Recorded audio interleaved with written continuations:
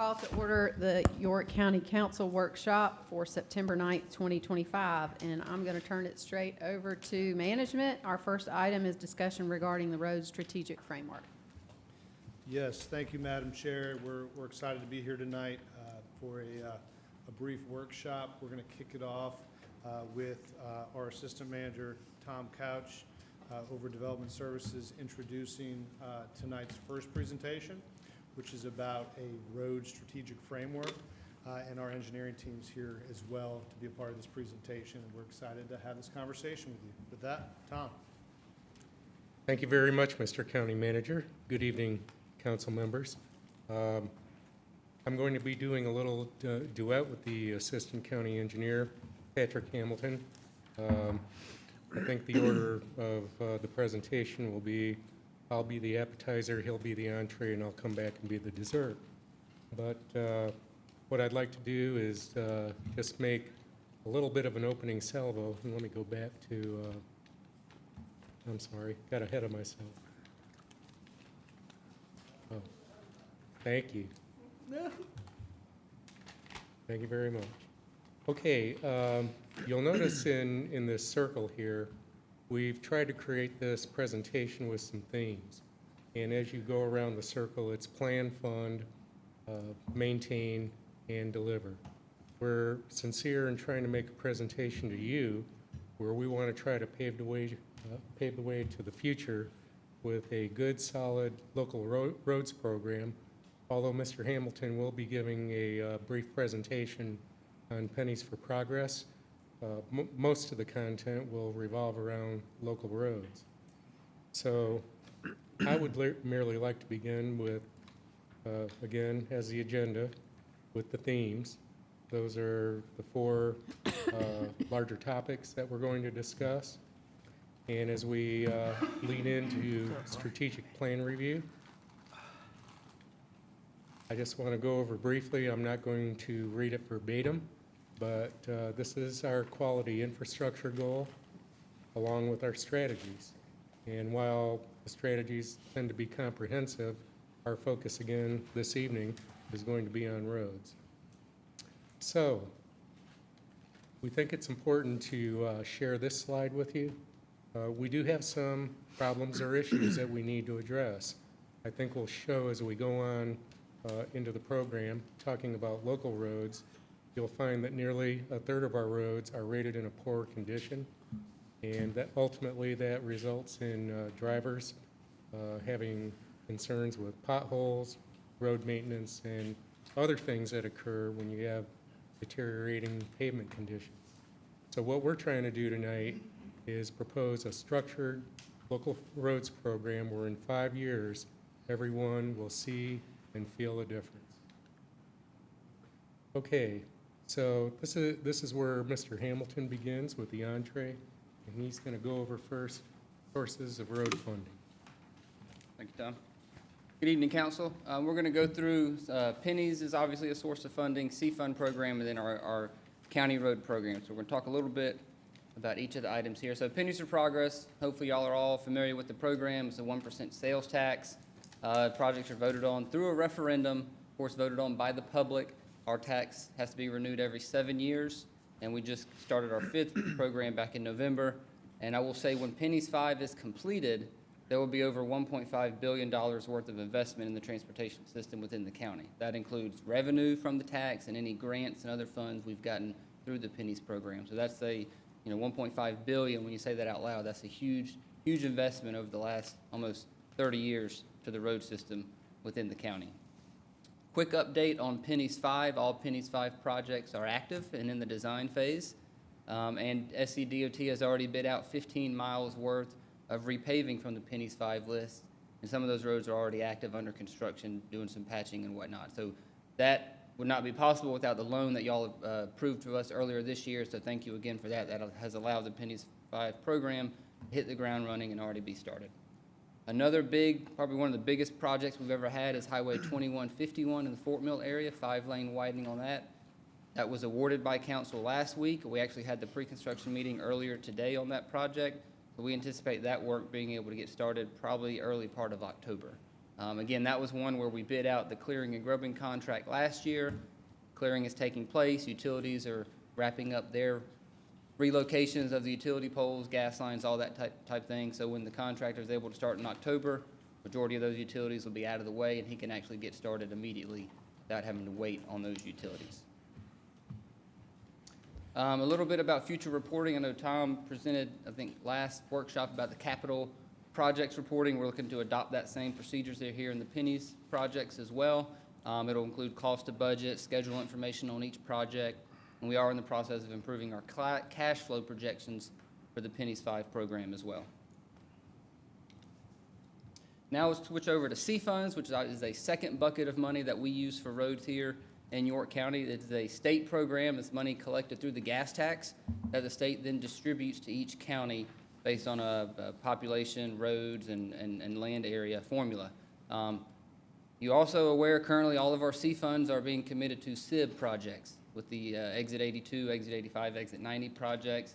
Here's just a quick graph to show you we do collect around $7.5 million a year through C funds. That does fluctuate a little bit based on the amount of gallons of gas that are sold in the county. However, for the current fiscal year, all that $7.5 million is already committed to Exit 85 and Exit 82. Next year, same thing. And then in 2028, we hope to be able to fully fund Exit 82. I will say this is based on our current proposal to the SIB.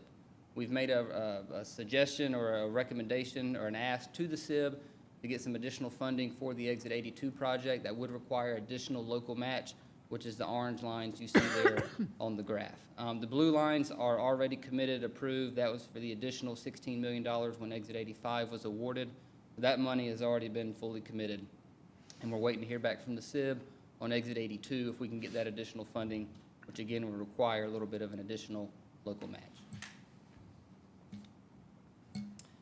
Now for kind of the heart of the meat of our program here, our presentation tonight is the county road paving program. So this is a third bucket of money that we want to be able to utilize to continue to pave additional roads, additional miles within the county. So this would be the county road paving program. It would utilize the capital maintenance fund, which is also known as 1422. Over the years, that amount has varied through the years on how much we get each year. With that money we get in our budget, Public Works is able to pave some roads in-house, and then engineering will bid out a separate list of roads to a contractor to be able to perform. Now, a lot of that is based on our road ratings. So we rate our roads internally with our internal staff. We do that every about 3 years or so. And that's basically just based on the pavement condition of each road. Now, when you get your C funds request, we do a little more detail on those road ratings. We talk about number of houses, number of businesses, is it a connector type street? So that's something we do for C fund requests. That's really not realistic on all county roads because there's about 2,000 county roads, the vast majority of those being neighborhood type roads. So we don't feel like it's worth it to give that level of detail on those neighborhood type roads, and those are really built out and have a limited number of volume on it already. And then DOT, so they rate their roads a bit different than we do. And just keep in mind, their roads are the more heavily traveled, more main roads within the county, not so much the neighborhood type roads. Theirs does include different variables, like the traffic volume is one criteria, although they don't get volumes on every single state road. There's too many of them. A lot of the residential ones, they don't get volumes on that. And they get a little more information, like they hire a third-party consultant to basically get a van and ride every road, and it measures the roughness and how much shaking there is. Again, that's probably a resource, be very expensive, maybe not worth it for the county roads since so much of our roads are residential type streets. But what we have done is we've gone through all the county roads and identified approximately 60 roads that we would consider connector streets.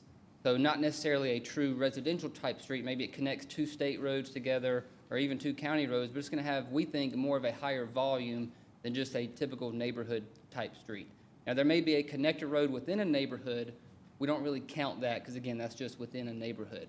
We're looking at more of your larger, higher volume county roads that are going to be true connector type roads. So we've identified those, and we're going to be going through and prioritizing those and getting traffic counts on those roads first that we feel like are the higher volume, more important roads, and we're going to treat those like the C fund roads where we get traffic volumes. We're going to look at number of houses, number of businesses, other type data to pull together that will aid us in being able to determine kind of where to prioritize our funding moving forward in the future. We've heard y'all mention several times about trying to target those higher volume type streets. So that's one thing that'll be able to allow us to identify which of those are kind of the higher volume. So it's not going to be just based on the score, it'll also be based on houses, businesses, traffic volume as well. In addition to that, each year we coordinate with Public Works to see what roads they're getting major requests on. Is there certain roads they get pothole requests or work orders on constantly? We can take that information as well to help us determine which would be the best roads to pave each year. And y'all, feel free to jump in with any questions if you do have them.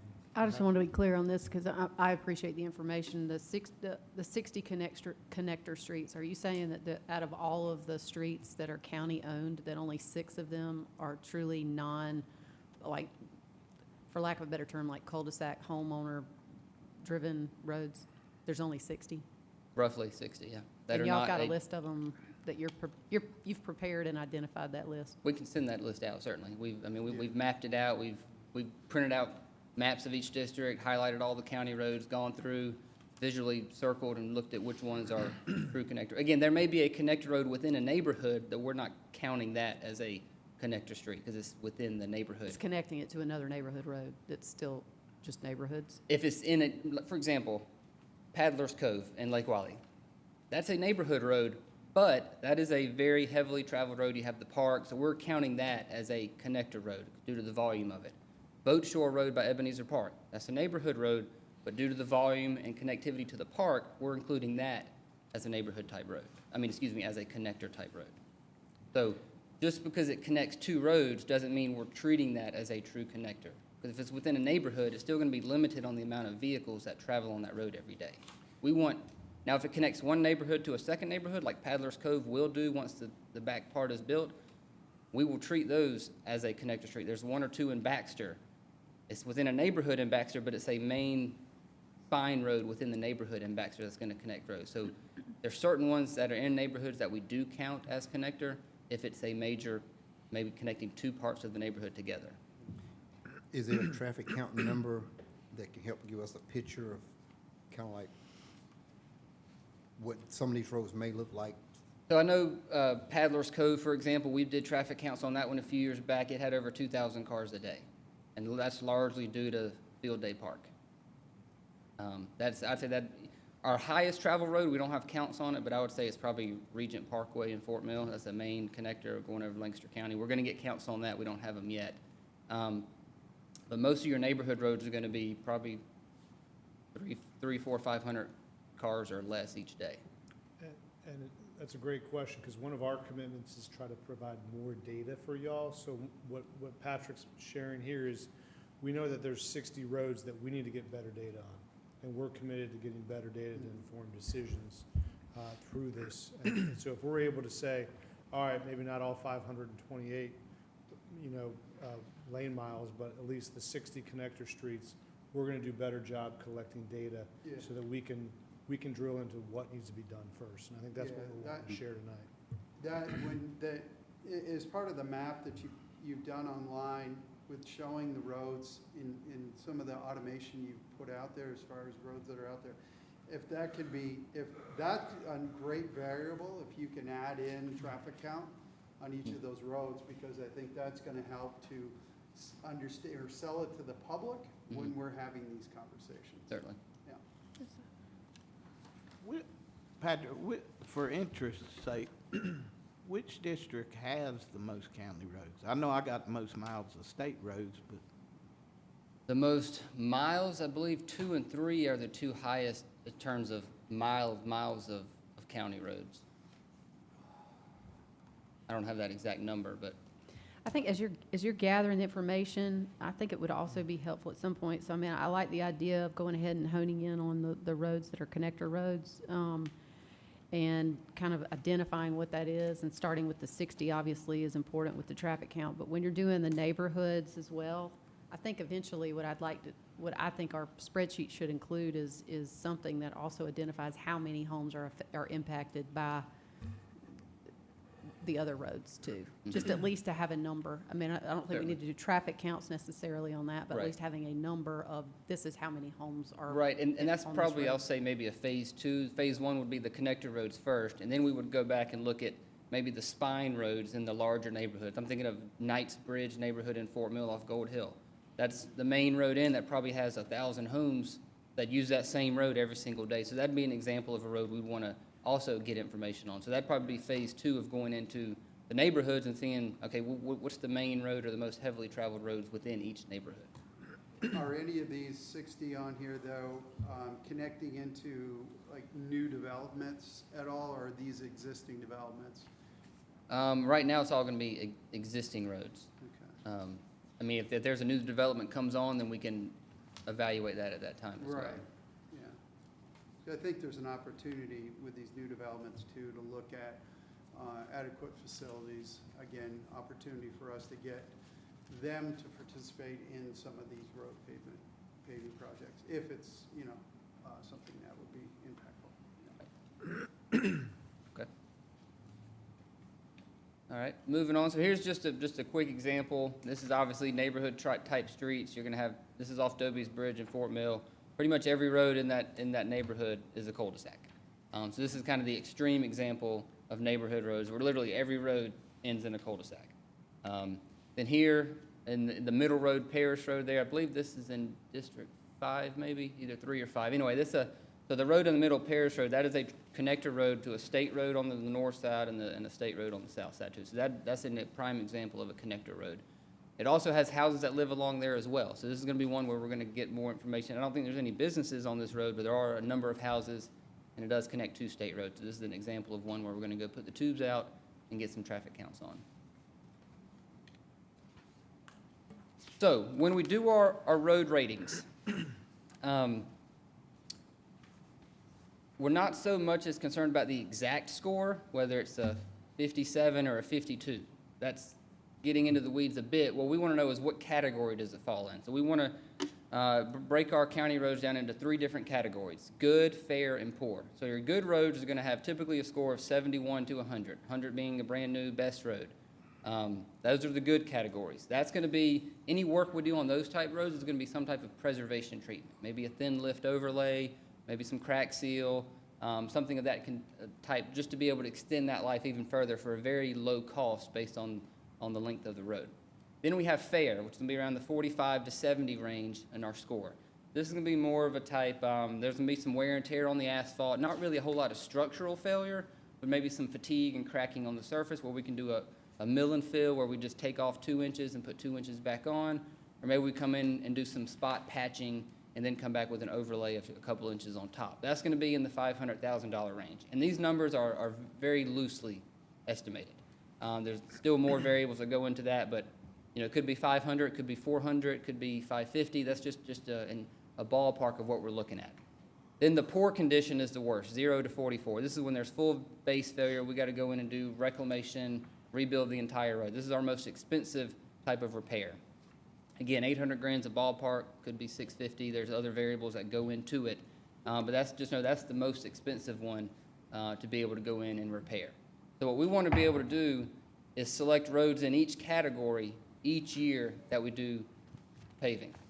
So we want to be able to keep those good roads good, those fair roads. We want to address the roads that are in fair condition before they get to the poor condition, because our costs could essentially almost double once they get down into that poor condition. So here's a list of a table showing the total number of DOT miles, center lane miles, and York County center lane miles in each district. I guess, Tommy, this answered your question from earlier. Miles in each district, and then at the bottom you can see the state has almost 3 times as many miles of center lane miles, which of course their lane miles for DOT is much higher than that due to all the 3 and 5 lane roads that are in the county. So Patrick, on those center line miles, are you including gravel roads? No, that's paved roads only. Can we get an idea? I think About it's 200 important miles to know. of gravel. Yeah, I'd like to give or know. take. I think we need to add that in there because they are still county roads. I'd like to at least know Okay. how that impacts that chart. Certainly. Like I said, DOT has about 3 times, a little less than 3 times as many center lane miles, which makes sense. They have all the main thoroughfare and main roads throughout the county. And here's just a quick map. The green roads are state roads, the purple are county. You can kind of see the distribution of the county roads on that map.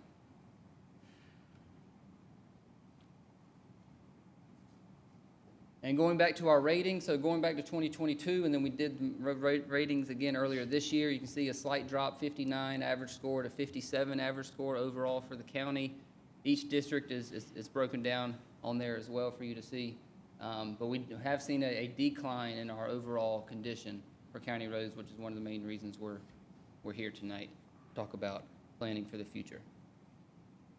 So this pie chart here really summarizes our roads. You can see the poor, good, and fair conditions on there. Close to about a third each, a little more in fair. I do want to point out, though, the fair is almost 40%, which is not bad, but what we're concerned about is in 5 years from now, 10 years from now, a lot of those roads that are currently in the fair condition are going to drop down into that poor condition, which again, as I said earlier, that cost drastically increases to make those repairs if they get down into the poor condition. So we really want to be able to address those before they get into the poor condition, or it's just going to cost that much more to make those repairs. Again, the good, we still want to treat some roads that are in good condition each year.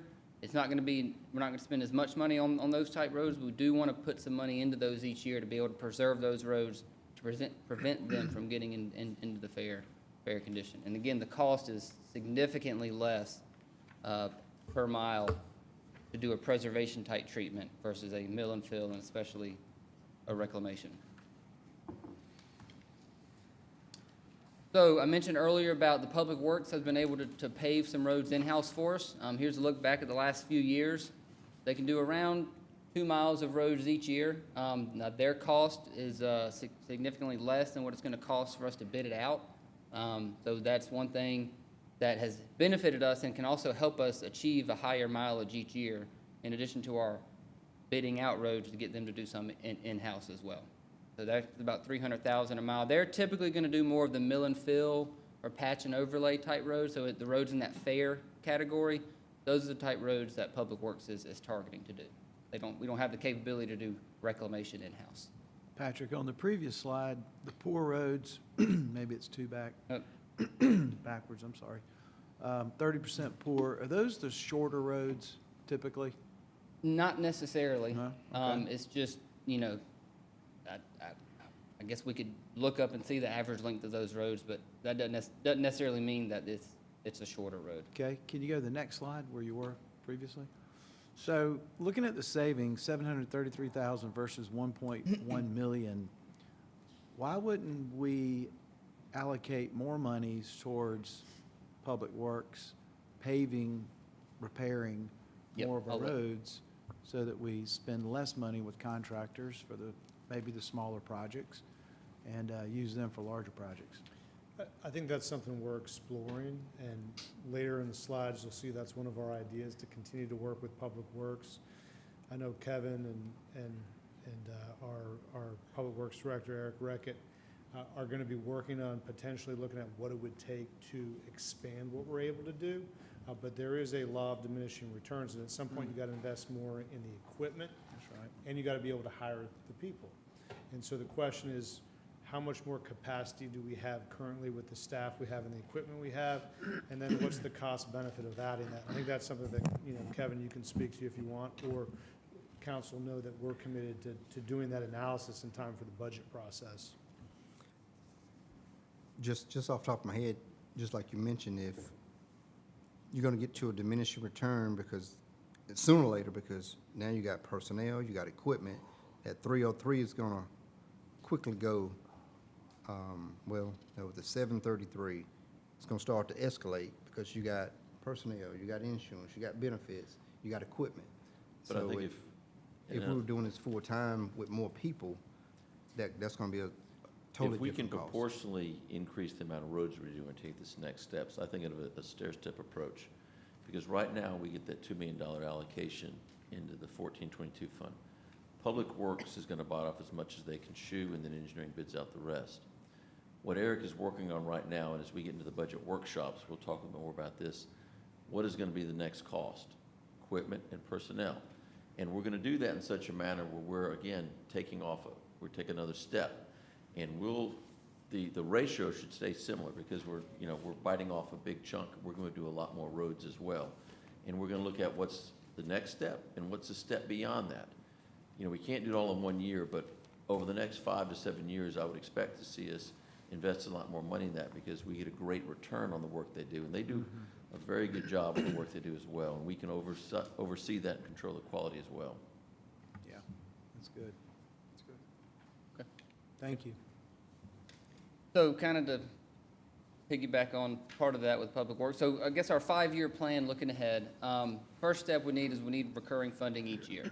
Obviously for Public Works to do some in-house, for us to be able to bid out roads as well. The intent is what we do is we take the 1422 money and we combine that with any county roads that are selected with C funds and we bid that out together. That helps us get a higher quantity, which gets a better unit price in our bid. So we're combining those funding sources to reach our higher mileage. Again, we want to pave roads in all 3 categories. This is going to spread the money out some and help us stretch a little further versus just doing all reclamation type roads. Those are the most expensive ones. We want to do some in the fair and some in the good. That'll allow us to increase our miles that we're impacting each year as well. And then, of course, Public Works, paving in-house, can do a number of miles, working to increase their abilities to be able to do additional miles each year. So, don't let this chart scare you. But this is what a stair-stepped approach would look like. Again, you see the numbers at the bottom. Those are high dollar amounts, but we want to combine C funds with general fund money. So after we are finished making our SIB commitments, the intent would be to take a portion of C funds each year to commit to county roads, combine with 1422 funding, put that together, and being able to come up with enough funding to be able to get close to that 15-mile goal that we have. Any questions on that? No, that's great. I mean, at some point, you said you're going to bring this back once y'all have done the analysis on the connector roads and have a proposal about how you see us getting there? Is that what we're talking about? I think the proposal is again, using roads from all 3 categories. Getting the additional data is going to help us better determine which roads to pick each year. Right? But ultimately, it comes down to funding and having a plan moving forward, where Public Works can do some in-house, we can bid some out as well. And then once we get C funds back in the future, be able to take in a portion of that to put towards county roads as well. I mean, I guess at this point, have you already articulated or have y'all come up with a budgeting request that would be? I think Tom's going to touch on that Okay. here towards the end, yes, to be able to get us started for next fiscal year. Is this 15 miles going to be in-house and contractor? Yes, Or is that it's just in-house? It's in-house, it's bidding out with C funds and bidding out with 1422. Yes, sir. Okay. So with that, I will hand it back over to Tom, and he will, So Patrick, Wrap it I do up. have one quick question. yes, sir. And we've talked about this before, in regards to where we have DOT coming in there and having to do some work, such as on Carolyn's Boulevard going underneath the interstate there. Huge issue because it's just getting worse by the day. How do we approach that to try to, move that type of work up? I mean, because that is it's a small location, a small, but it's got a major impact. Certainly. So no, for on that location. particular location, that section of Carowinds is under contract to be repaved. Okay. And once they bid it out, it's basically up to the contractor to determine his schedule of the order, because it's going to be included with 8 or 10, 12 other roads as well, all in one bid package.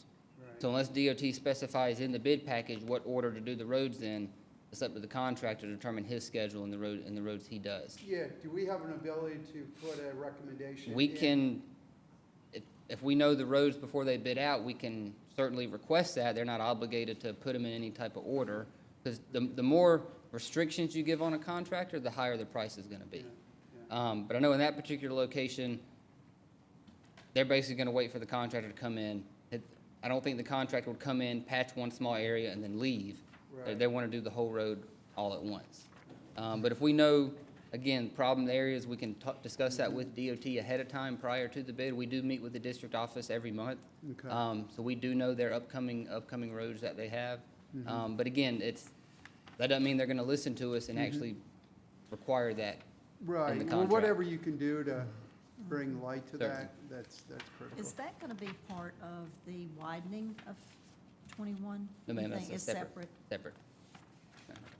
Because it looks to me like it's kind of, I think it goes Going hand in from, hand, I think but- it goes from the off-ramp at exit 90 back towards North Carolina, under the interstate back Right, towards Carolina. right. It's not a large section, but it's a critical. yeah, it is. Patrick, I appreciate you doing Thank that, thank you. Okay. Appreciate it. Thank you, Mr. Hamilton. Well done. All right, this is kind of where the rubber hits the road, no pun intended, with regard to setting up the framework where Patrick has really created the foundation for it with the information that you've heard already. So when we talk about delivery, we need to think about some guiding principles, and these are just, you may say, notes I've made in the past when I've had to be involved in discussions about roads, whether they're local, state, federal. But this is what we have to think about. Roads aren't a luxury, they're a necessity. And if we have a better road system, it allows us to have more community pride.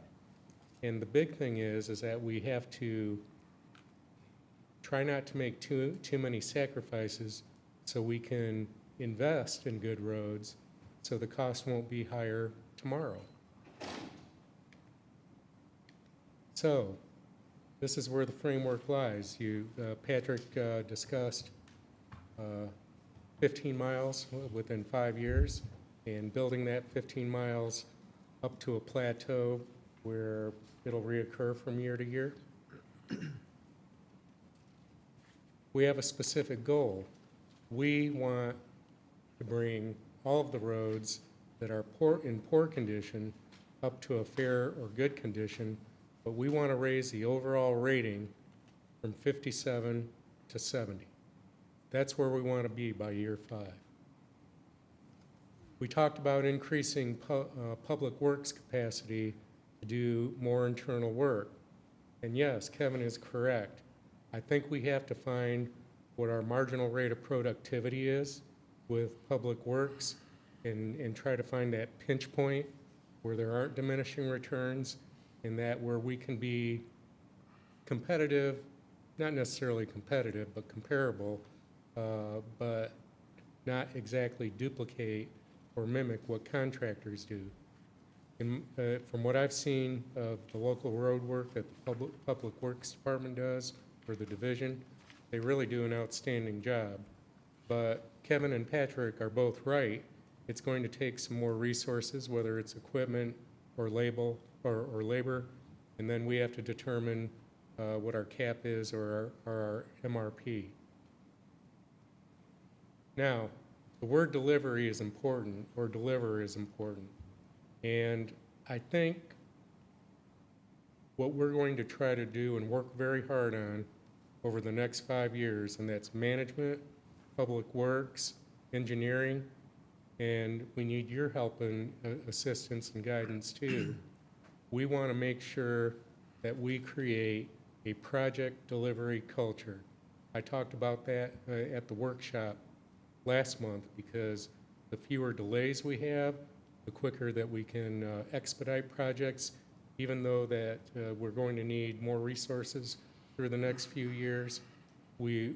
I can say that we all of the groups that I've mentioned, have a commitment that's pure to deliver projects that are on time and at or under budget, and that's just another way to stretch precious dollars.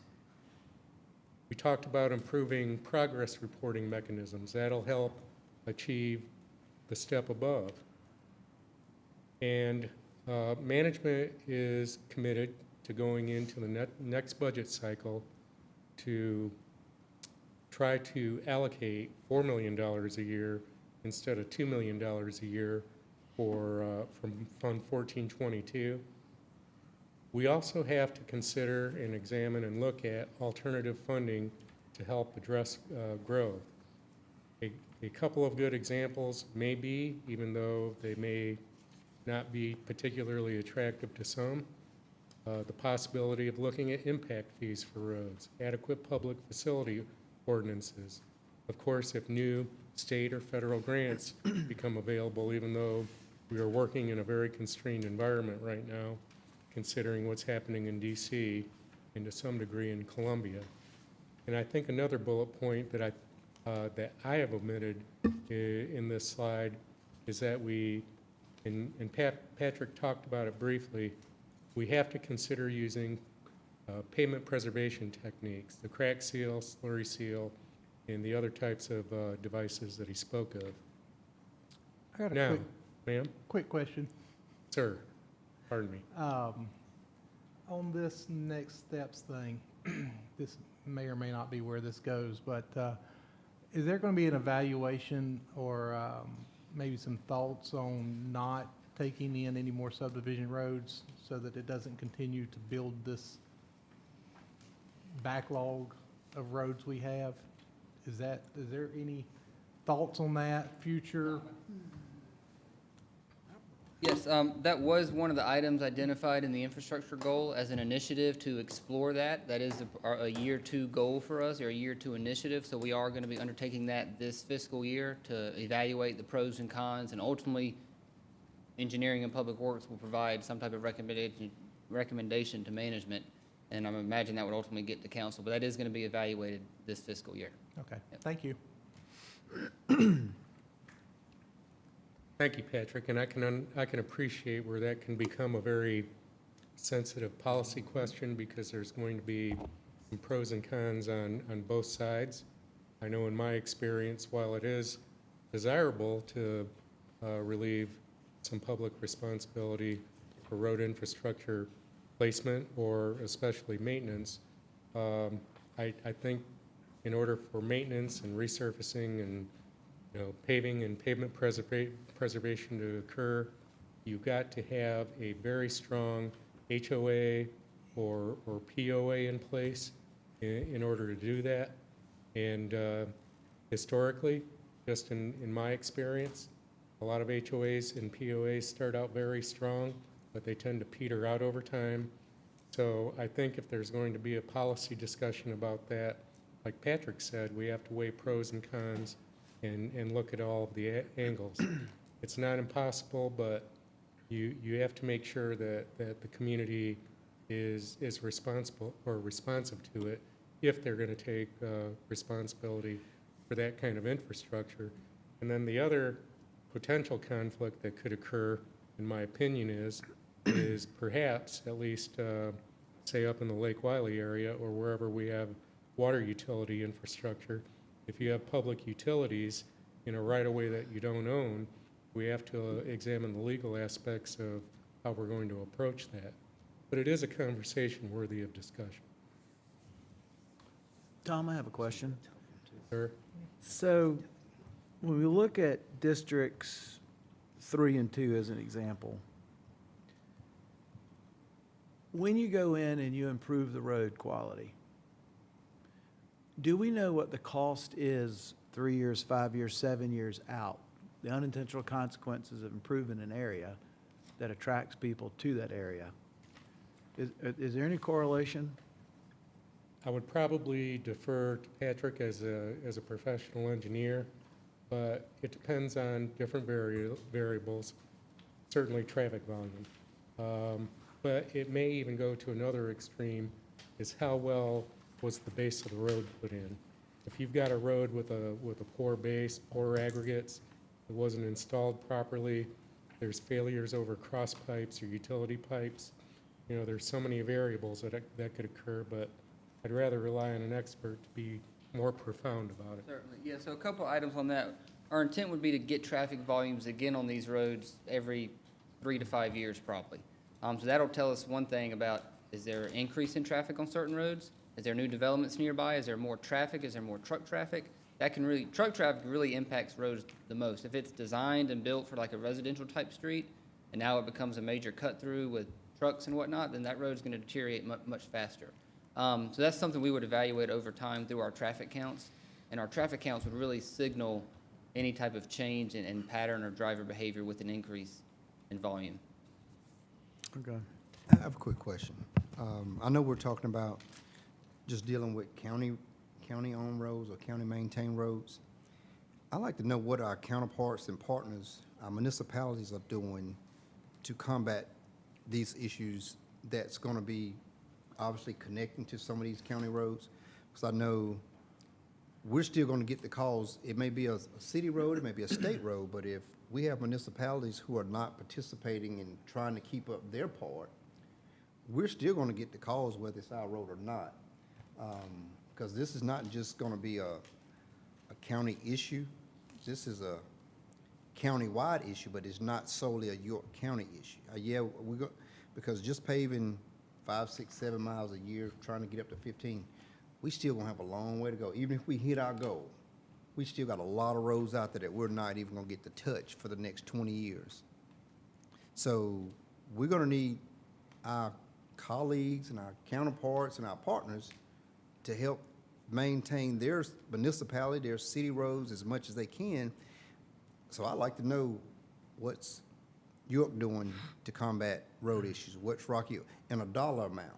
You know, how much are these municipalities putting towards? Yeah, I do know Rock Hill specifically, I have talked to them. They have around 200 miles of paved roads, and they do probably around 1.2 million each year is what they allocate out of their general fund. And then they also look for C funds to allocate some towards their city streets as well. Because I'll say over the years, I've seen an increase of city-maintained roads get pushed in to try to get covered on the C funds.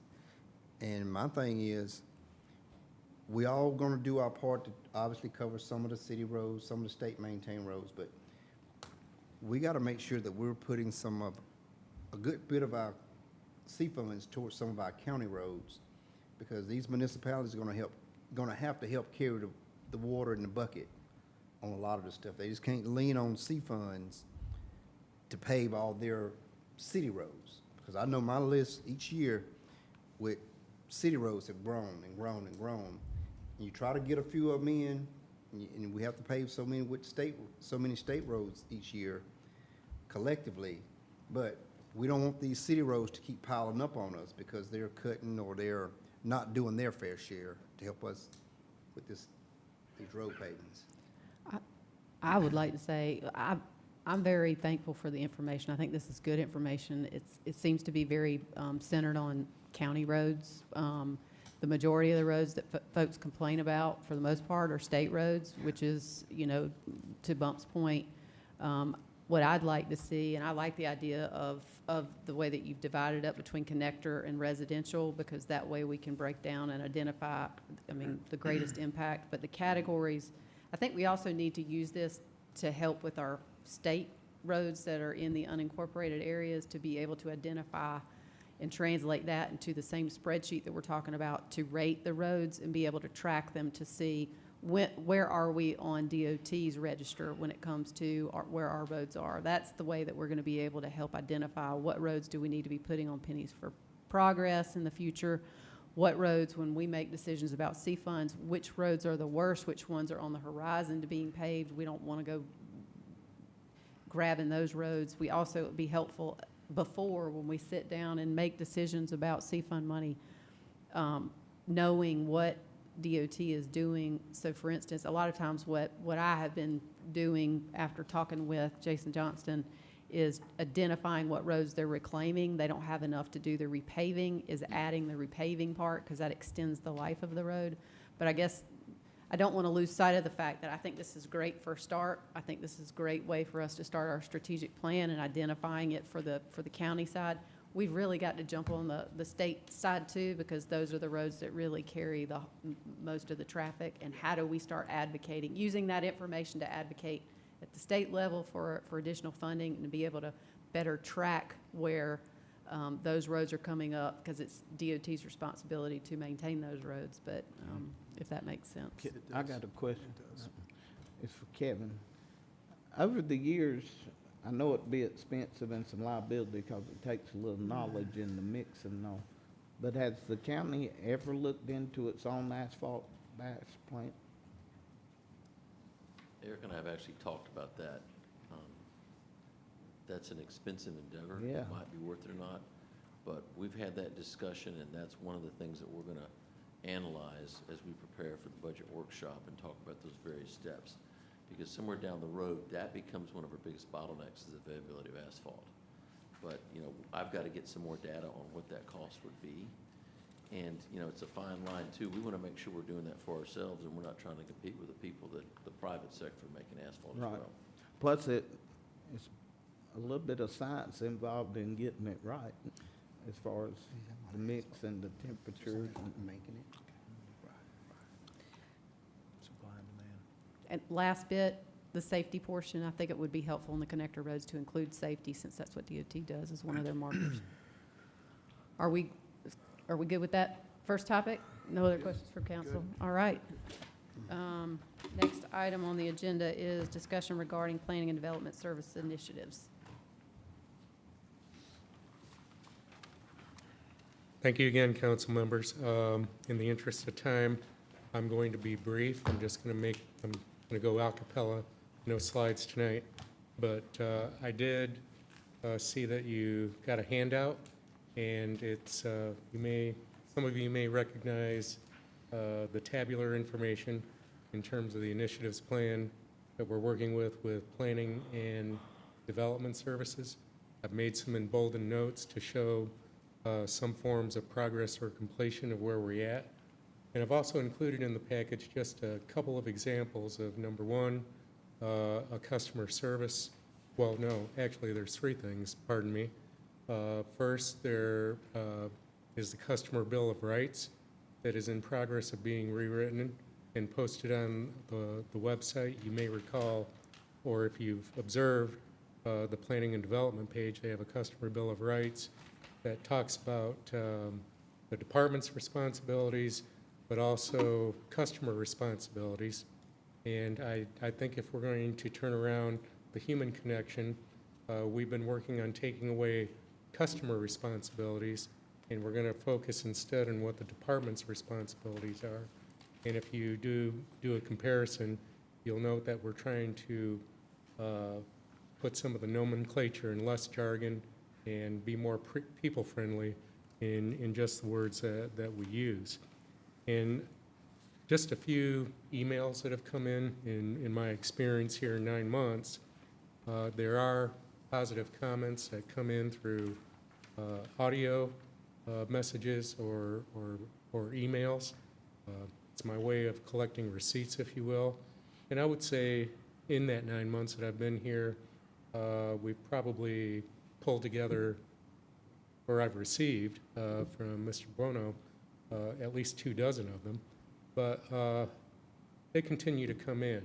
And I just wanted to use that as a demonstration that sometimes we do get some positive comments and responses and appreciation.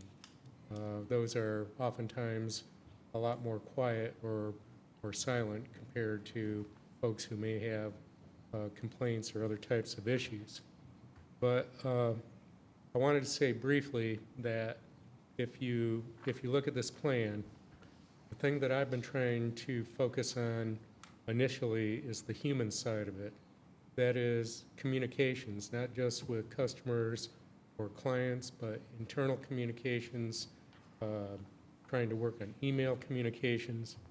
And then the other side is obviously the service side. And I'm kind of pushing back some of the codes and the reporting issues because I don't feel like culturally that we can go in with the proper mindset until we know that what we're trying to do on the human side with ourselves, with the council, with the public is up and going and has some rhythm and momentum. But just to list a few brief examples of what's going on there. Of course, I gave you the example of revising the Customer Bill of Rights. PDS is actively working with human resources to find some outside training opportunities that will hit and appeal to everybody in the department, because a lot of folks have different disciplines that they work in. But in the meantime, Mr. Brono has taken the initiative, and they have a quarterly all-hands-on-deck meeting. And in addition to various types of subject matter, they always try to do some type of internal training or make presentations to acquaint each other with their work tasks. But in the most recent all-hands-on deck, and I can share some slides with you if you so wish, as to the training component where they talked for well over an hour about empathy and how to connect with people better. And they did some role-playing and some other interesting exercises. Mr. Madden and I, along with PDS, very shortly, we're going to be looking at the renovation of the customer service counter. And if you've been there, you probably noticed those big protective windows. We want to open that part of the lobby up. We want it to be more intimate, for lack of a better word. We want people to feel like they're connecting person to person instead of through a barrier. And even though it was somewhat in place, whether it's a planner on duty or a planner of the day, every day now, PDS is always making sure that there's a qualified planner or a planning technician who can be there as a backup or to help out many of the ladies who work at the customer service window who can't often answer highly technical questions related to the codes. So we wanted to have that kind of presence too. And as well, I'm trying to initiate a program where particularly I go out, because I like to go out and visit people and see things. You know, Councilman Adkins knows, and maybe many of you, that when there's a complaint filed, I actually like to see what's going on in the field. Well, Mr. Bolin and I, the stormwater director, on Thursday, we plan to go out to a site and talk to a contractor. But in the meantime, not only Mr. Bolin, but other members of the planning or other employees, managers, supervisors, if you will, of PDS, they are working on a schedule for different kinds of community outreach. I know of 3 circumstances where stormwater in late September is going to have a training session with HOAs. They've actively gone out and reached out to the various HOAs in the community, and that topic, a specific topic, is going to be talking about HOA maintenance responsibilities that are consistent with our stormwater code. I think a session is being scheduled. I believe it's with the York Home Builders Association, and I know that Marion Ray, I think, is having a similar get-together, if you will, with all of the land surveyors, since she's responsible for looking and managing a lot of plats. And then, of course, I have begun trying to have a presence in the building over there, not to be some Lord Overseer, but hopefully more so a coach, a mentor. You know, I want to be able to engage with the employees. I want to see how they engage with in the public, and they have been very, very open and to all of my overtures and to this plan. I sat in a meeting recently where one of the complaints that we get frequently is when contractors, homeowners, developers receive review comments by email, and often the review comments recite what's in the code. They're highly technical. They don't speak in a person-to-person language. And I've sat through at least one meeting where PDS management really leaned into looking at different kinds of comments for different kinds of situations, and they are actively working with their people to try to simplify it. So, okay, in the final analysis, there's still a lot of work left to do. I would like to think we've won a few battles, but we haven't won the war yet, and we are going to win the war. We want to make sure, and I'm sure this is the case for every department in the county, but we want PDS to give excellent service, so that will enable them to be better technical assistants to management and to council, and there's no alternative. It's simply going to happen. Any Tom, questions? I appreciate the information and going over this chart. I think a lot of these initiatives are critically important to the community and the people that we serve. One of the most important things to me, at least initially, is the online customer survey. And are you, with the Customer Bill of Rights, is that something that's going to be posted in the office where the public comes in? Yes. And when do you anticipate that, that survey being rolled out? I think we'd like to finalize that discussion by next week's. PDS management meets once a week, usually every Tuesday. And I think we'd like to get some final resolution to that. But I also want to make sure that the Customer Bill of Rights is posted prominently in the lobby of the building. I'd love to see everybody have it in a picture frame on their desk. We've got to believe in what we're doing. And then likewise with the survey, I'd like to offer, even though I think at first blush it's a very well constructed survey, because I think we were trying to pose questions that will help us improve. But if any of you all have any kind of input or feedback that you'd like to give to it, it's certainly welcome. Tom, real quick. You know, a lot of times people have quick questions, right? And all the information is really housed within our website and under different file sets and stuff like that. Has there been any discussion to just have an Ask Chat that you just to go and they'll plug their question in like an AI background? A little bot, yeah. Yeah, Mhm. just have, Ask York, right? You can name it Ask York. And just put the question in, they can get, an AI component can just go through the data sets, look for the answer, give it to them. You know, for further assistance, then press 1 or whatever it may be. You know, that's something that I I think think a that's lot of our something we companies could use discuss that, with so. IT, perhaps, David? So interestingly enough, we are exploring that currently. Okay. We're developing an internal AI environment for the county to use, and also exploring methods that we could incorporate that into our website that would answer some of those commonly asked questions. Yeah. That it could actually Make sure it's query and right. search a lot of our documentation, even our ordinances, and provide that, so it would be kind of a manpower, increase. Yeah. Tom, No I asked, way. I hate to go back to my other question. Will you let council know when you plan to roll out the customer survey and let us know how council can get feedback, how you plan to get feedback, and will everyone who interacts, will they have that QR code? Will they have the opportunity to provide that feedback? Yes, ma'am, I will. Thank you. Any other questions or comments? Thank you, Tom. Well, I'll just close by saying failure is not an option. Great job. Yeah, nice job, Tom. Is there an AI county manager out there anywhere?